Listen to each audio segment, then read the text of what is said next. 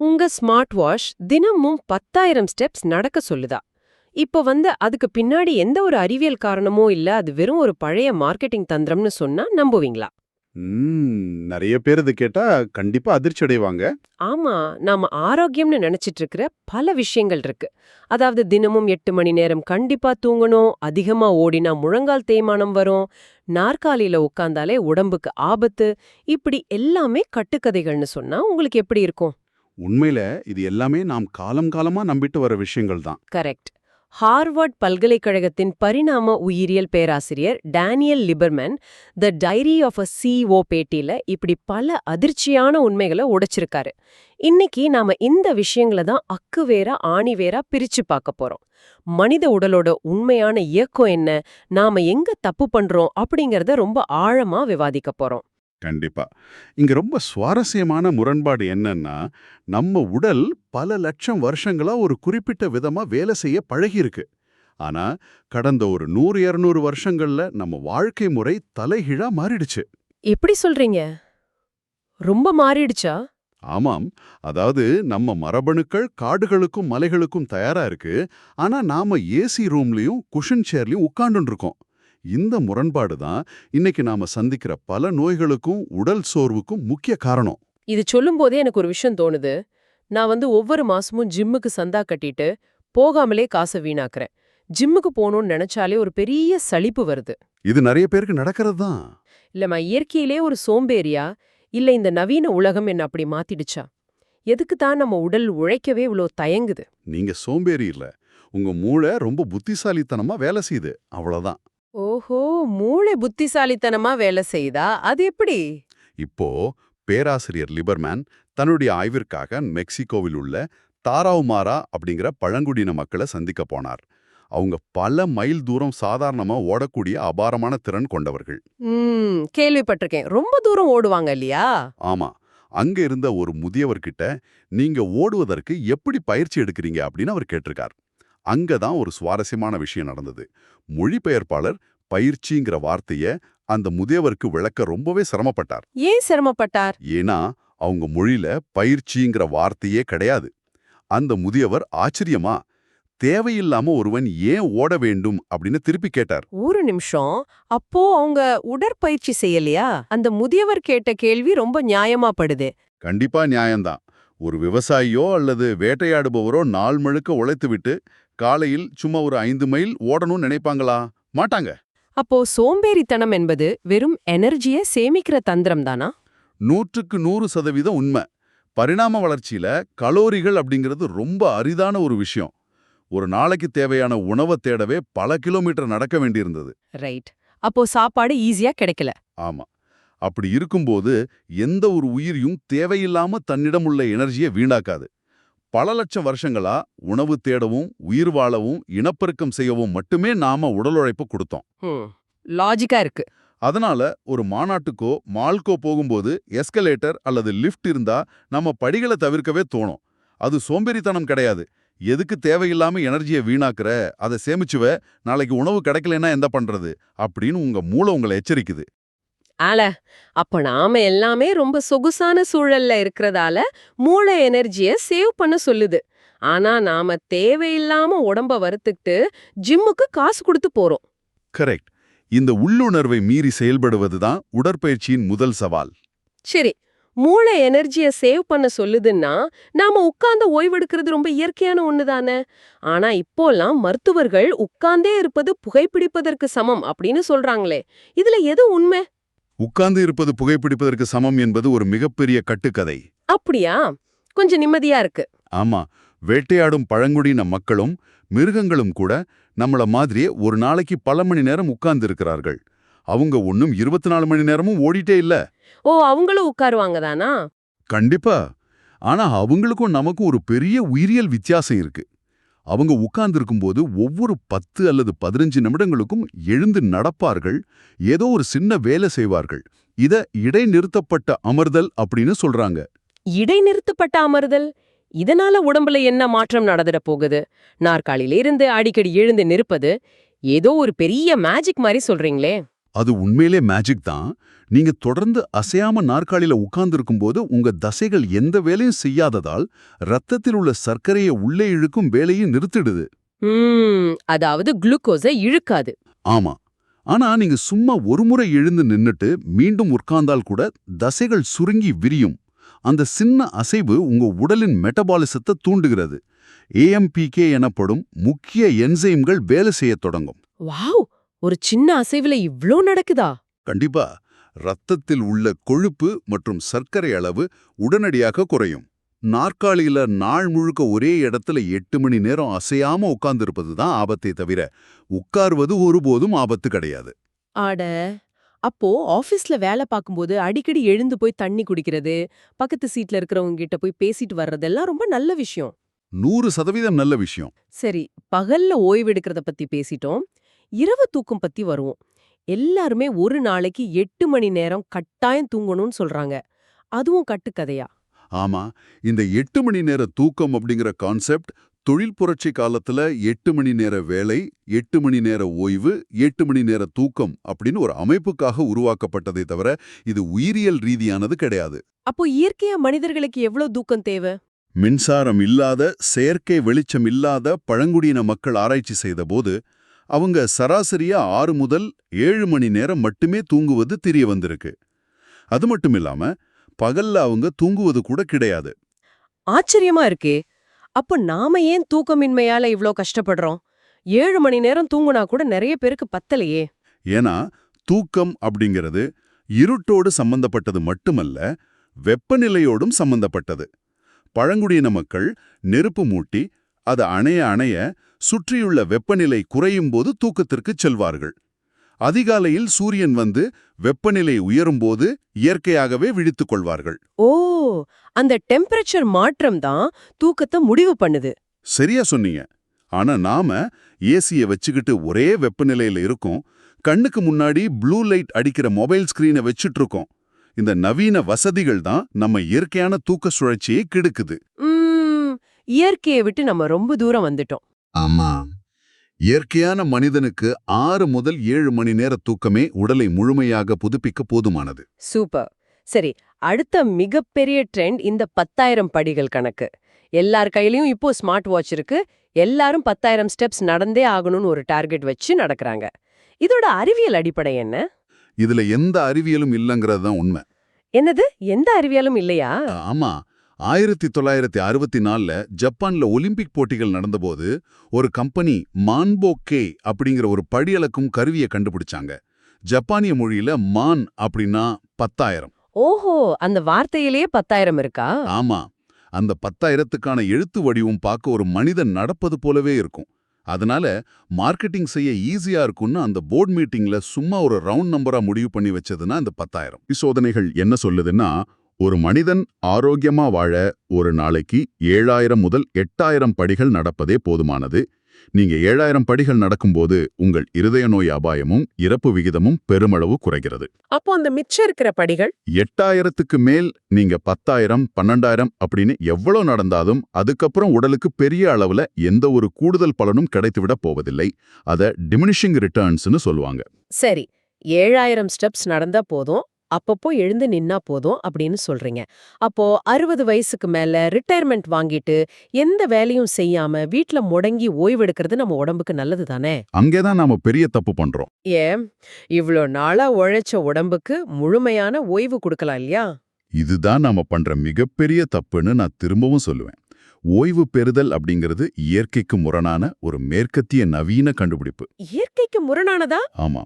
பரிணாம வளர்ச்சியில மனிதர்களைத் தவிர மற்ற விலங்குகள் எல்லாமே தங்களது இனப்பெருக்க வயது முடிந்தவுடன் இறந்துவிடும். ஆனா மனிதர்கள் மற்றும் கொலையாளி திமிங்கிலங்கள் மட்டுமே தங்களது இனப்பெருக்க வயது முடிந்த பின்பும் பல தசாப்தங்கள் வாழ்கின்றன. திமிங்கிலங்களும் மனிதர்களும் மட்டுமா? இது ரொம்ப ஆச்சரியமா இருக்கு. இது ஏன் அப்படின்னா கிராண்ட்மதர் ஹைபாத்திசிஸ் அப்படிங்கிற ஒரு தியரி விளக்குகிறது. கிராண்ட்மதர் ஹைபோதேசிஸா? அப்படின்னா என்ன? வயசான காலத்துல பேரன் பேத்திகளை பாத்துக்கிறதுக்கும் நம்ம வாழ்நாளுக்கும் தொடர்பு இருக்கா? கண்டிப்பா. வயதானவர்கள் தங்களது பேரன் பேத்திகளை பராமரிக்கவும் அவர்களுக்கு உணவு தேடி உழைக்கவும் தான் இந்த நீண்ட ஆயுள் நமக்கு இயற்கையால் வழங்கப்பட்டிருக்கு. ஓ, அவங்க உழைக்கணும்னு தான் இயற்கை அவங்கள வாழ வைத்தலு. கரெக்ட். அந்த காலத்துல வயதானவர்கள் தான் காடுகளில் உணவு சேகரிப்பதில் சுறுசுறுப்பாக இருந்தார்கள். இதனால் இளம் தாய்மார்கள் அதிக குழந்தைகளை பெற்றெடுக்க முடிந்தது. அதனால 60 வயசுல வேலைக்கு முழுக்க போட்டுட்டு சோஃபாவுல உட்கார்ந்திருக்கிறது உயிரியல் ரீதியா நம்ம உடம்புக்கு நாமளே வச்சுக்கிற ஆப்பு.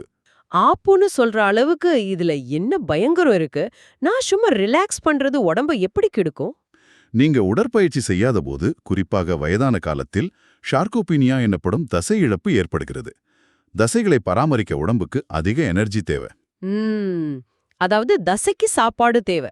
ஆமா, நீங்க தசைகளை பயன்படுத்தலைன்னா, ஓஹோ இவனுக்கு இது தேவையில்லை போல அப்படின்னு மூளை முடிவு பண்ணி தசைகளை உருக்கி எனர்ஜியாக மாற்றிடும். தசை குறையும் போது உடல் பலவீனமாகிறது, எலும்புகள் வலுவிழக்கின்றன. அப்போ வயசாவதை தடுக்க முடியாது, ஆனா தசைகளை காப்பாத்தலாம். சரியா சொன்னீங்க. வயசாவதை யாராலும் தடுக்க முடியாது. ஆனால் வயது முதிர்வால் ஏற்படும் உடல் செயலிழப்பை தடுத்து நிறுத்த உடற்பயிற்சி ஒன்றே வழி. சுருக்கமா சொல்லணும்னா use it or loose it. பயன்படுத்தினால் இருக்கும், இல்லாவிட்டால் இழந்து விடுவோம். உடம்ப பயன்படுத்தலன்னா தசை உருகிடும்னு சொல்றீங்க. அப்போ நாம சாப்பிடுற அதிகப்படியான உணவுகள், குறிப்பா இந்த சர்க்கரை நிறைந்த நவீன உணவுகள் என்ன ஆகும்? அது ஒரு பெரிய பிரச்சனை. சர்க்கரைக்கும் கேன்சருக்கும் நெருங்கிய தொடர்பு இருக்குன்னு பேராசிரியர் சொல்றாரு. இது எப்படி சாத்தியம்? கேன்சருங்கிறது மரபணு ரீதியா வர்றது இல்லையா? கேன்சருக்கு மரபணு காரணங்கள் இருந்தாலும் அடிப்படையில் அது ஒரு ஆற்றல் சார்ந்த நோய். உடலில் அதிகப்படியான சர்க்கரை மற்றும் இன்சுலின் இருக்கும்போது அது கேன்சர் செல்களுக்கு மிகப்பெரிய விருந்தாக மாறுகிறது. அப்போ நம்ம உடம்புல அதிக எனர்ஜி இருக்கும்போது கேன்சர் செல்கள் அதை எடுத்துக்குமா? ஆமா, எந்த உடல் உழைப்பும் இல்லாத போது செல்கள் அந்த ஆற்றலை எடுத்துக்கொண்டு கட்டுப்பாடு இல்லாமல் வளர ஆரம்பிக்கின்றன. இத நான் இப்படி புரிஞ்சுக்கலாமா? இன்சுலின் அப்படிங்கிறது ரத்தத்துல இருக்கிற சர்க்கரைய செல்களுக்கு கொண்டு செல்லும் ஒரு ஊபர் கார் மாதிரி என்று வச்சுப்போம். அருமையான உதாரணம். சர்க்கரைய சாப்பிட்ட உடனே நிறைய ஊபர் கார்கள் வந்து எனர்ஜியை ஏற்றிக்கிட்டு போகுது. அந்த ஊபர் காரை இன்னும் கொஞ்சம் விரிவா பார்ப்போம். கற்பனை பண்ணி பாருங்க, நீங்க எந்த வேலையும் செய்யாம நாற்காலியில் உட்கார்ந்துட்டே இருக்கும்போது உங்க செல்களுக்கு எந்த எனர்ஜியும் தேவையில்லை. ரைட், ஏன்னா நான் எந்த வேலையும் செய்யல. அதனால ஊபர் கார்கள் எனர்ஜியை ஏற்றிக்கிட்டு செல்களுக்கு வெளியே போய் நிக்குது. ஆனா உள்ள போக முடியல, ஏன்னா டிராஃபிக் ஜாம். இந்த மாதிரி தேங்கி நிற்கும் அதிகப்படியான எனர்ஜியை தான் கேன்சர் செல்கள் திருடி சாப்பிட்டு பிரம்மாண்டமா வளருது. வாவ், ரொம்ப தெளிவா புரியுது. அப்போ உடற்பயிற்சி செஞ்சா என்ன ஆகும்? நீங்க உடற்பயிற்சி செய்யும்போது ஈஸ்ட்ரோஜன், டெஸ்டோஸ்டீரோன் மற்றும் இன்சுலின் அளவுகள் கணிசமாக குறைகின்றன. இதனால் கேன்சர் செல்கள் வளர தேவையான ஆற்றல் கிடைக்காமல் போகிறது. ஒரு வாரத்திற்கு வெறும் 150 நிமிடம் உடற்பயிற்சி செய்யும் பெண்களுக்கு மார்பக புற்றுநோய் வரும் அபாயம் 30 முதல் 50% வரை குறைகிறது. 50% அபாயம் குறைதா? இது உண்மையிலே மலைக்க வைக்கும் தகவல். உடற்பயிற்சியால எப்படி இவ்வளவு பெரிய கேடயம் உருவாகுது? இதோட அறிவியல் ரொம்ப சுவாரஸ்யமானது. நீங்க உடற்பயிற்சி செய்யும்போது சுருங்கி விரியும் உங்கள் தசைகள் இன்டர்லூக்கின் 6 என்ற ஒரு மூலக்கூறை இரத்தத்தில் வெளியிடுகின்றன. இது ஒரு அருமையான ஆயுதம். இன்டர்லூக்கின் 6 அது என்ன பண்ணும்? இது நேரா உடம்பு முழுக்க பயணம் செஞ்சு எங்கெல்லாம் வீக்கம் இருக்கோ அதை குறைக்கிறது. வீக்கம் என்பது நமது உடலில் நடக்கும் கேன்சர் உள்ளிட்ட பல கொடிய நோய்களுக்கான தொடக்கப்புள்ளி. நீங்க உழைக்கும்போது மட்டுமே தசைகள் இந்த மூலக்கூறை உற்பத்தி செய்கின்றன. ஒரு நிமிஷம், இப்போ எனக்கு ஒரு சந்தேகம். ஆதி மனிதர்கள் தேனை ரொம்ப விரும்பி சாப்பிட்டதா படிச்சிருக்கேன். தேன் முழுக்க முழுக்க சர்க்கரை தானே, அவங்களுக்கு ஏன் கேன்சர் வரல? மிக சரியான கேள்வி. பழங்குடியின மக்கள் தேனை சாப்பிட்டாலும் அவர்கள் தினமும் சுமார் 15 கிலோமீட்டர் தூரம் வரை கடினமாக உழைத்தார்கள், நடந்தார்கள். அந்த உழைப்பு தான் அவளை காப்பாத்துச்சு. ஆமாம், அந்த கடுமையான உழைப்பால் தேனில் உள்ள சர்க்கரை உடனடியாக தசை செல்களால் உறிஞ்சப்பட்டு முழுவதுமாக எரிக்கப்பட்டு விட்டது. ஆனால் நாம அதே சர்க்கரையை சாப்பிட்டு சோஃபாயில் உட்கார்ந்து விடுகிறோம். சர்க்கரை தேங்கி விடுகிறது, அதுதான் ஆபத்து. ஓகே, அப்போ உழைக்கணும், உடற்பயிற்சி செய்யணும். ஆனா ஓடுவதை பத்தி எனக்கு கொஞ்சம் பயம் இருக்கு. ஓடினால் முழங்கால் மூட்டு தேய்மானம் வரும்னு நிறைய மருத்துவர்கள் சொல்றாங்களே. அதிக எடை உள்ளவங்க ஓடவே கூடாதுன்னு சொல்றாங்க இல்லையா? ஆமா, முழங்கால் போயிடும்னு சொல்வாங்களே. இது மருத்துவர்களை பலகாலமாக நம்பிக்கொண்டிருக்கும் ஒரு பொய். உண்மையில் ஓடுவது முழங்கால் மூட்டுகளை தேய்க்காது, மாறாக அதை பலப்படுத்துகிறது. பலப்படுத்துதான்? அது எப்படி சாத்தியம்? குருத்தெலும்புகளில் இரத்த ஓட்டம் கிடையாது. நீங்க ஓடும்போது ஏற்படும் அந்த அழுத்தத்தின் மூலமாக தான் குருத்தெலும்புகள் ஸ்பாஞ்ச் மாதிரி செயல்பட்டு தேவையான சத்துக்களை உறிஞ்சி தங்களைத் தாங்களே புதுப்பிட்டுக் கொள்கின்றன. அப்போ ஓடுவது நல்லதுதான். அப்புறம் ஏன் நிறைய பேருக்கு ஓடும்போது முழங்கால் வலி வருது? உண்மையான பிரச்சனை நாம் ஓடுவதால் வருவதில்லை, நாம் ஓடும் முறையால் வருகிறது. ஓடும் முறையில என்ன தப்பு பண்றோம்? நாம் போடுற அதிக விலை உயர்ந்த ஷூக்கள பத்தி சொல்றீங்களா? ஆமாம். இன்று நாம் அணியும் குஷன் வைக்கப்பட்ட அதிக விலையுள்ள ஷூக்கள் தான் மூட்டு வலிக்கு முக்கிய காரணம். மனிதன் பல லட்சம் ஆண்டுகளாக வெறும் காலில் தான் ஓடினான். வெறும் கால்ல ஓடும்போது வராத வலி ஷூ போடும்போது ஏன் வருது? நீங்க வெறும் கால்ல ஓடும்போட இயல்பாகவே முன்பாதம் அல்லது நடுப்பாதம் தான் தரையில் முதல் படும். இதனால் அந்த அதிர்ச்சியே உங்க கெண்டைக்கால் தசைகளும் தசைநாரும் ஒரு ஸ்ப்ரிங் மாதிரி உறிஞ்சிக்கும். மூட்டுகளுக்கு அழுத்தம் போகாது. ஓ, ஷூ போட்டா அது மாறுமா? ஆமா. குஷன் ஷூக்களை போடும்போது நாம குதிங்காலை முதலில் தரையில் பலமாக வைக்கிறோம். அந்த அதிர்வு நேராக முழங்கால் மூட்டுகளுக்கு போய் இடிக்கிறது. இத யோசிச்சு பார்த்தா சப்போர்ட் குடுக்கற ஷூக்கள தொடர்ந்து போடுறது நல்லா இருக்கிற கைக்கு மாவு கட்டு போடுற மாதிரி இல்லையா? அந்த ஒப்பீட்டை இன்னும் கொஞ்சம் விரிவா சொல்லணும்னா, மாவுக்கட்டு போட்டா எப்படி கொஞ்ச நாள்ல தசை சுருங்கி கை மெலிந்து போகுமோ, அதுபோலவே நவீன காலத்து மெத்தென்ற ஆர்க் சப்போர்ட் உள்ள ஷூக்கள் நமது பாதத்தின் இயற்கையான தசைகளை எந்த வேலையும் செய்ய விடாம பலவீனப்படுத்தி விடுகின்றன. அதனாலதான் அந்த வலி வருதா? ஆமா. அந்த பாத தசைகள் வலுவிழந்ததும் மொத்த அழுத்தமும் பாதத்தின் அடிப்பகுதியில் உள்ள தசைநாரில் விழுகிறது. இதனால்தான் பிளான்டர் ஃபாசிட்டிஸ் என்ற கடுமையான குதிங்கால் வலி பலருக்கும் வருகிறது. வாவ், நாம பண்ற சின்ன சின்ன விஷயங்கள் உடம்பை எவ்வளவு பாதிக்குது. சரி, ஓடும் முறைய சரி செய்து விட்டோம். ஆனா இப்போ நிறைய பேர் ஜிம்முக்கு போவதோ ஓடுவதோ உடல் எடையை குறைக்க மட்டும்தான் செய்றாங்க.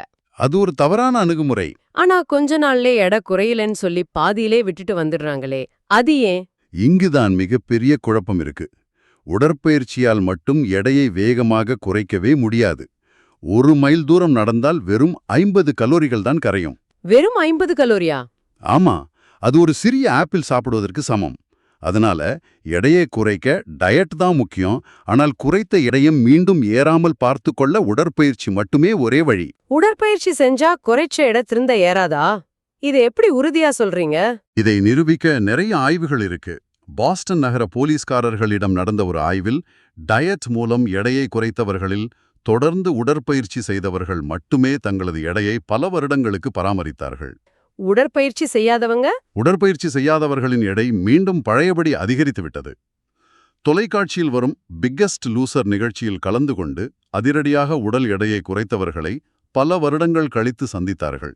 அவங்க நிலைமை என்னவாச்சு? அதிர்ச்சிகரமான விஷயம் என்னவென்றால், தொடர்ந்து உடற்பயிற்சி செய்த ஒரு சிலரை தவிர மற்ற அனைவரின் எடையும் பழையபடி அதிகரித்துவிட்டது. அடப்பாவமே. ஆனா உடற்பயிற்சி செய்ய தொடங்குறது ரொம்ப கஷ்டமா இருக்கே. ஏன் அந்த ஊந்துதல் நமக்கு உடனே கிடைக்கிறதில்ல?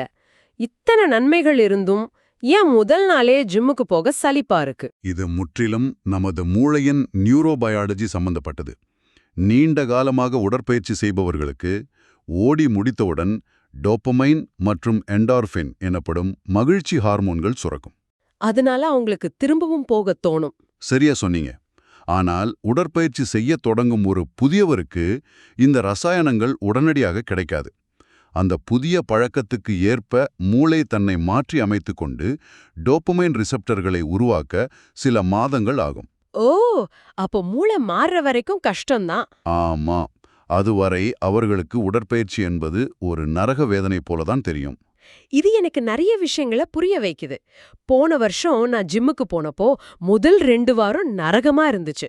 எனக்கு மன உறுதி இல்லைன்னு என்ன நானே திட்டிக்கிட்டேன். ஆனா பிரச்சனை என் மனசுல இல்ல, என் மூளையோட கெமிஸ்ட்ரி மாறுறதுக்கு டைம் எடுத்திருக்கு. உண்மைதான். அப்போ ஆரம்பத்துல உடற்பயிற்சி செய்ய சிரமப்படுபவர்களை பார்த்து நீ சோம்பேறி என்று நாம விமர்சிக்க கூடாது இல்லையா? நிச்சயமா கூடாது. அது அவர்களின் தப்பில்லை. அதனாலதான் அந்த முதல் சில மாதங்களை தாண்ட சமூக பொறுப்புணர்வு ரொம்ப முக்கியம். சமூக பொறுப்புணர்வுன்னா எப்படி? நண்பர்களோடு சேர்ந்து ஓடுவது அல்லது stick.com போல பணம் கட்டி உடற்பயிற்சி செய்யாவிட்டால் அந்த பணம் நமக்கு பிடிக்காத ஒரு அமைப்புக்கு சென்றுவிடும் என்று சவால் விடுவது போன்ற விஷயங்கள் அந்த ஆரம்ப கட்டத்தை தாண்ட பெரிய உதவியாக இருக்கும். நவீன சொகுசான வாழ்க்கை முறைக்கும் நமது உடலின் பரிணாம வளர்ச்சிக்கும் எவ்வளவு பெரிய முரண்பாடு உள்ளது என்பதை இன்னைக்கு நாம ரொம்ப தெளிவா புரிஞ்சுக்கிட்டோம். கண்டிப்பா. உட்காருவது தவறல்ல, ஆனால் தொடர்ந்து பல மணி நேரம் அப்படியே சிலையாட்டம் இருப்பது தவறு. இடையிடையே எழுந்து நடப்பது அவசியம். ஓடுவது மூட்டுகளை கெடுக்காது, ஆனால் அதிர்வுகளை தரும் தவறான ஷூகளுடன் ஓடுவது கெடுக்கும். 10,000 படிகள் நடக்க வேண்டாம், 7,000 நடந்தாலே போதுமானது. சர்க்கரை சாப்பிடுவது தவறல்ல, ஆனால் உழைக்காமல் சர்க்கரை சாப்பிட்டால் அது கேன்சர் வரை கொண்டு போகும். ரொம்ப அழகா சுருக்கி சொல்லிட்டீங்க. ஒரு 20 வருஷ பழைய பேட்டரியான உங்க உடம்புக்கு எல்லா நவீன வசதிகளையும் கொடுத்து இந்த உலகம் உங்களை முடக்கி வைத்துள்ளது. கொஞ்சம் கஷ்டமாக இருந்தாலும் படிகளில் ஏறுவது, இயற்கையான முறையில் நடப்பது, உடலை எப்பொழுதும் ஏதோ ஒரு விதத்தில் இயங்க வைப்பது போன்றவைதான் நம்மை நோயின்றி வாழ வைக்கும். இந்த தகவல் உங்களுக்கு பயனுள்ளதாக இருந்திருந்தால் இது போன்ற மேலும் பல சுவாரஸ்யமான தலைப்புகளை பற்றி தெரிந்து கொள்ள கண்டிப்பாக ஜியோ எக்ஸ்பிளைன் தமிழ் சேனலுக்கு சப்ஸ்கிரைப் செய்யுங்கள். மேலும் பல தகவல்களை பெற ஷேர் செய்யுங்கள் மற்றும் நோட்டிபிகேஷனுக்காக பெல் ஐகானை கிளிக் செய்யுங்கள். கேட்டதற்கு நன்றி. நன்றி. இறுதியாக உங்களிடம் ஒரு கேள்வியை விட்டு செல்கிறேன். இன்று நீங்கள் அனுபவிக்கும் ஒரு சின்ன சொகுசான விஷயத்தை விட்டுவிட்டு உங்கள் உடலுக்கு கொஞ்சம் கடினமான வேலையை கொடுத்து பாருங்கள். அது உங்கள் மரபணுக்களுக்கு ஒரு புதிய நம்பிக்கையை கொடுக்கும். யோசித்து பாருங்கள்.